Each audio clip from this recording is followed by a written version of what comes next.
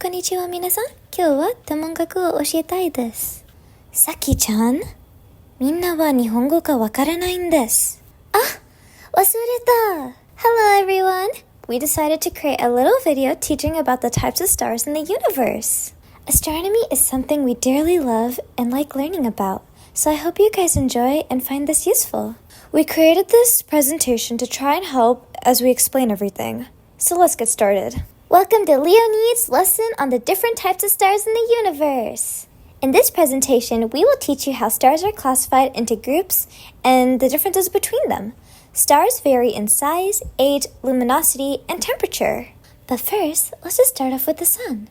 The Sun is a G2V type star. If you don't understand what that means, it's okay, because that's exactly what we're going to be teaching you about today. G-type stars are kind of like the middle ground of the stars. They aren't classified as high mass or low mass stars. And we use the Sun's mass when talking about other stars and their mass. For example, the mass of the Sun is basically equivalent to one solar mass.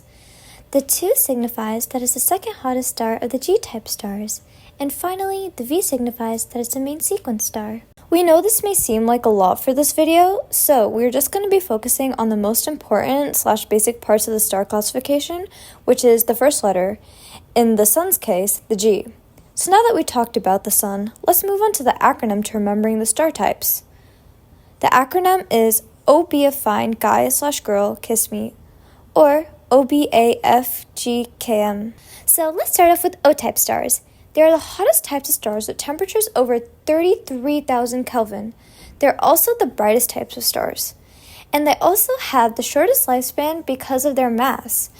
Because of their high mass, they are constantly going through fusion and they end up dying way faster compared to low mass stars. Also, a quick fun fact, that iron is known to be the poison for a star. Once a star creates iron in its core, it explodes because iron is a very heavy element and fusing heavier elements than iron takes much more energy than the star usually has, causing it to collapse and explode. Next is B-type stars. These stars are bluish-whitish in color. Their temperatures range from 10,000 Kelvin to 30,000 Kelvin. 正直あまりいいことがないね. Sorry guys, there isn't really too much to talk about when talking about these types of stars besides O and M stars, since they're either they're at the ends of the spectrum for this, especially since we want to keep it nice and simple so that it can be understandable for younger audiences.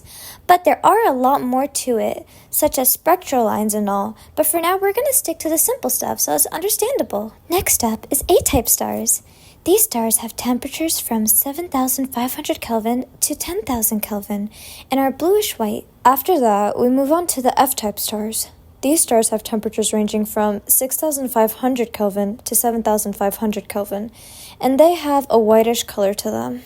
Now we are at the G-type stars, which, as we already covered, is the type of star our Sun is. G-type stars have temperatures of 5,200 Kelvin to 6,000 Kelvin. After that, we go on to the K-type stars, and their temperatures are from 3,700 Kelvin to 5,200 Kelvin, and they usually have like an orangish color. And finally, we have M-type stars. Their temperatures are less than 3,200 Kelvin. They have a reddish color, and they're the longest living stars. They also have the smallest mass and are also known to be the dimmest types of stars. Before we end this video, we would like to quickly show and mention HR diagrams, which are very useful. HR diagrams are basically graphs with different stars plotted on it based on their temperature and luminosity, and it even includes different stages of a star's life cycle beyond main sequence, such as when they become white dwarfs or giants. Here are all our picture citations for all the pictures we used in this presentation. Thank you all for sticking around and listening. We hope this is useful and fun.